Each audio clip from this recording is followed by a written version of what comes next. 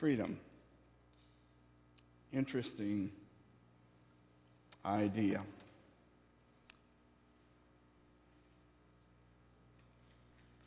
One of the things that has to happen as we age is we have to free ourselves, first of all, from the stereotypes that accompany aging. For instance, if I want to introduce someone to someone else and I have all of a sudden one of those moments when this name that I know almost as well as my own flees from my brain, what do I call that? A senior moment. You know, it's a great excuse, except for the fact that I have had senior moments, if you will, since I was about 30.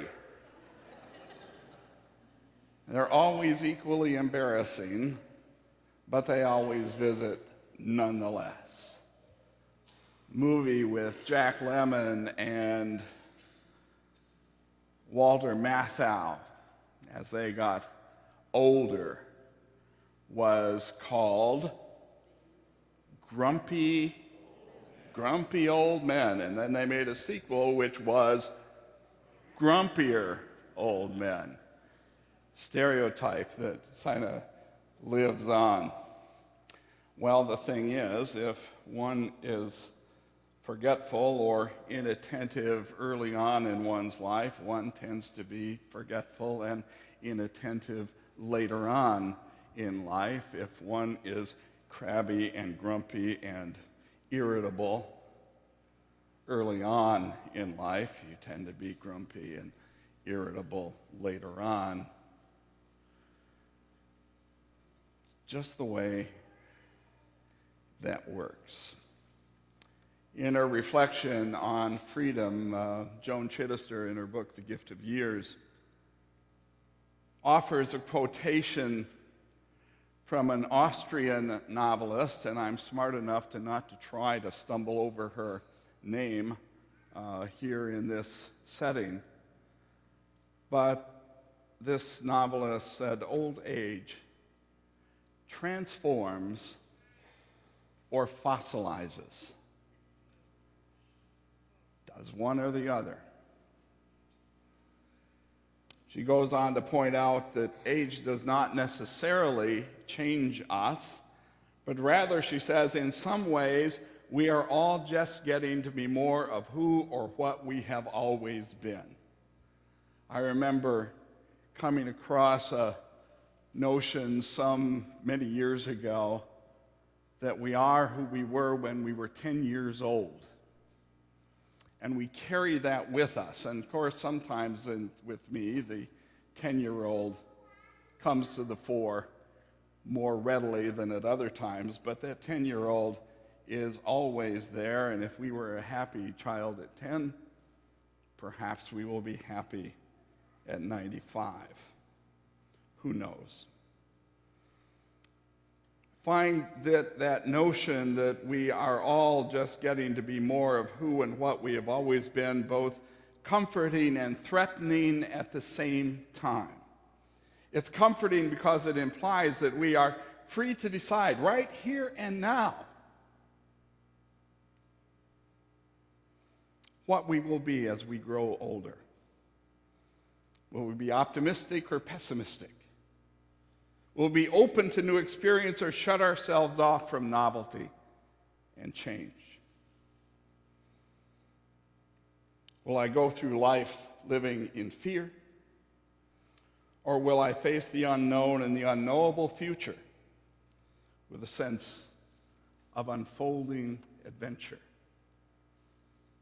Those are the kinds of choices we have. Not only as we grow older, but as we start out younger, we have those same kinds of choices. But it is a threatening thing in that it implies that we are free to decide right here and now what we will become as we grow older. Does that sound like the same phrase? It is. It means we have to decide. That's what freedom implies is that we have to decide. It's, in part, up to us. Joan Chittister says, we are free to choose the way we live in the world, the way we relate to the world around us, the attitudes we take to life, the meaning we get out of it, the gifts we put into it, and all of them can change. I want to suggest to you that this is both an unbounded opportunity and an existential threat to who we are. We can either freeze in place or allow the future to unfold in unexpected and sometimes wondrous ways and sometimes frightening ways. In the reading from the book of Exodus, the people of Israel are in a state of deep crisis. And the crisis is simple. They are being offered the possibility of freedom. And they have to decide whether to embrace that possibility or fall back into slavery and captivity. That slavery and captivity, while oppressive and onerous in so many ways, it was also safe and predictable. They knew their way around in that particular darkness, and they could either embrace it or embrace something new. Yes, they yearned to be free from the oppressive slavery that crushed their lives, free from the lash and the control of the Egyptians, but then free to do what?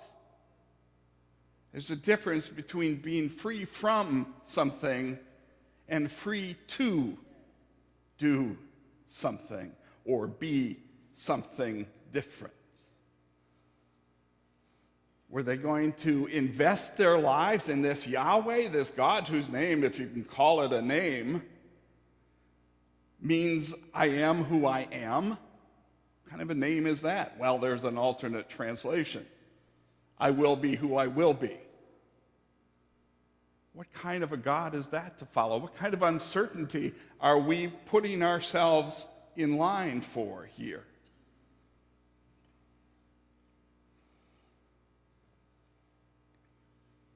They're trapped in Egypt, certainly, but at least they are familiar with the dimensions and the boundaries of that trap. This freedom to identify themselves, to yoke themselves to this new way of living where they would have to live openly in the unbounded wilderness of freedom and choice. That's a hard step to take. Moses told the Israelites that this new freedom to be God's people would be theirs. But the text says that they would not listen to Moses because of their broken spirit and the cruel slavery. In truth, they knew no other way. And since they could not imagine what freedom might be like, it became for them something to be afraid of. There's a parallel here.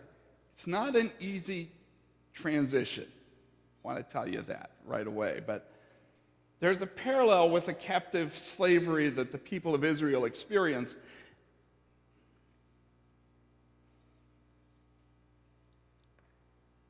As they left, the parallel is, I'm stumbling here, folks, because I had this paragraph here, I had this paragraph here, and I read this paragraph here before I read this one up here. That's how these things happen. That's not a senior moment. That's just what I do. There's a parallel here between the struggle of Israel to one many of us find ourselves facing as we find ourselves free from the demands of job and career, when our children are grown and out on their own. There isn't a real parallel with the experience of captivity and slavery for us that the people of Israel experienced, but even if the work we do and the work we leave behind gives us joy and a deep sense of fulfillment, these tasks and duties and responsibilities set boundaries around our lives and our choices.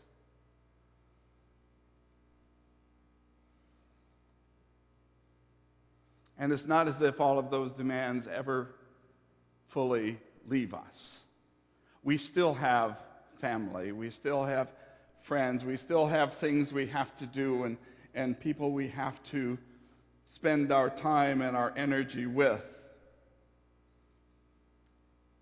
One of my favorite scenes in the movie Parenthood is the one in which Jason Robards, as the patriarch of a family populated by all kinds of neurotics, confides in his oldest son, played by Steve Martin, the struggles that he is having with his youngest son, an irresponsible young man, 27 years old, whose life is filled with shortcuts and get-rich-quick schemes. He laments that the caring never ends. Not when you're 18 or 21 or 41 or 61. It just goes on like your Aunt Edna's behind, and it's just as frightening.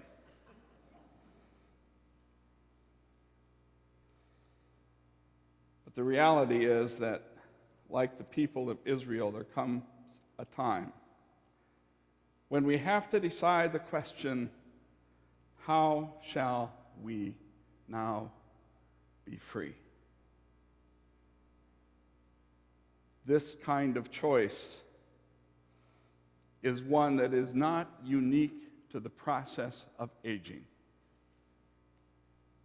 It is something that all of us contend with, young or old, small or large, accomplished or stumbling. How shall we now be free? This is the kind of thing we have to decide at every stage in our lives, within all kinds of circumstances in our lives.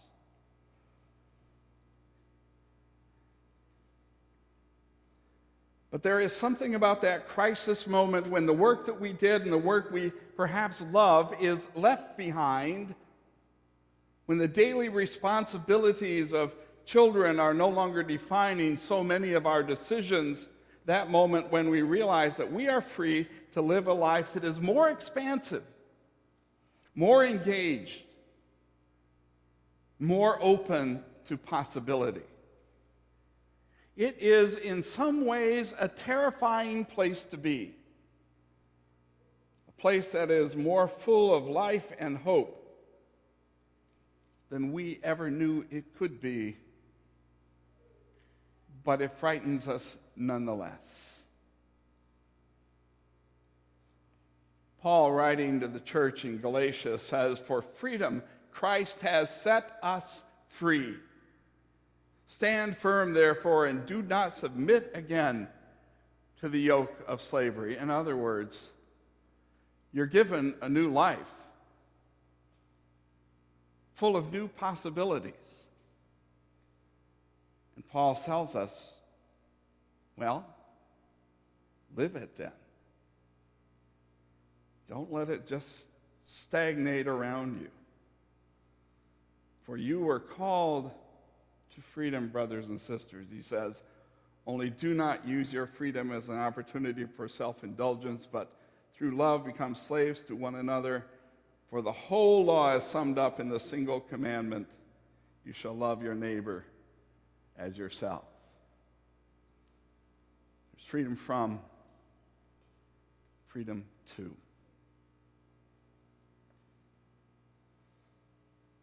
Again, Joan Chittister, at the end of her reflection on freedom, says that a blessing of these years is that they give us a chance to break the bounds of a past life and create for ourselves a life more suited to what we want to be. So what does this look like in practical terms? In just a short bit, just before we do communion, I'm going to have Dave Schweitzer come up here and talk about the work and the community that he is a part of that is involved in making bread, and the communion bread that we have this morning is some that he has brought to us from that unique ministry. He can explain it. I wouldn't dare. Another way this might work out, this kind of new freedom that you have, is reflected in a little story. Now, this is a true story. Don't you hate it when preachers do that? Start out that this is a true story. Right away, you start thinking, oh my gosh, this is something that he picked up on the internet, or this is something that has been floating around forever. But as far as I know, given the person who told me the story, it is a true story because he is the one to whom it happened. Emily Joy indicated that my background is United Methodist, which means that my background includes a whole lot of Christian camping. I did not come to that as a child going to Christian camps in the summertime because I was Presbyterian and we didn't do that much. But I became a pastor, and all of a sudden I found out that part of the expectation was, you know, from time to time you ought to spend a week at camp at any of our half a dozen summer camps. And so I went as a counselor and I went as a dean. I did all of that kind of thing. And one of the things that happens when they put you in charge of the camp is you have to spend a weekend at camp dean's training. All right, so what they're going to tell you about is these are the changes in the child protection laws that you have to pay attention to. We want you to tell us what the theme of your camp is going to be, and we want to give you some ideas. And one of the guys who was there was a representative from our General Board of Christian Camping, and he told us about a senior high adventure camp. Now, the camps that I always led were in kind of boundaried campgrounds. This is the boundary. You can't go past this tree. You can't go past this spot. But an adventure camp is somewhat set usually somewhere fairly wild. And he was, for a number of years, he was leading an adventure camp. And it was senior high kids. And they were tasked one morning with hiking into a blind or a box canyon. They were going to hike in all morning, have lunch that they had packed before they left, and then walk back out in the afternoon. And, you know, high school kids, and you're going to hike in a hot environment on a hot day, they complain a little tiny bit. And they were kind of grousing about this particular hike, even though they'd signed up for the adventure camp. And as they got about halfway into the canyon, a woman was hiking out, going the other way. She had started at the crack of dawn, had hiked to the end of the box canyon, and was on her way back.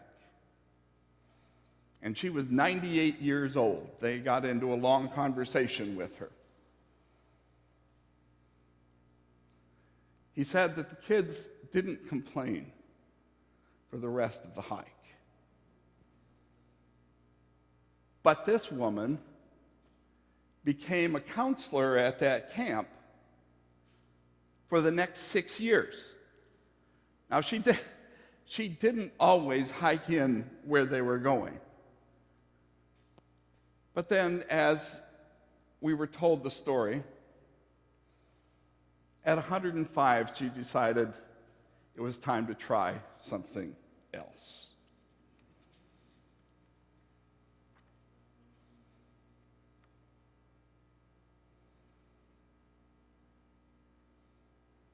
Again, Joan Chittister, I am now free to become involved in life in ways I never did before. When all the directions were clear and all the expectations binding and all the responsibilities defined. Now is the time to think it through again. Everything. God, life, work, relationships, behaviors, goals. I am free now to measure them against my experience, to reshape them out of my new knowledge, to try things wherever my new spiritual energy leads me, to add new ideas to old ideas that have controlled my life for so long. Again, not just for the old, not only for the young, for all of us.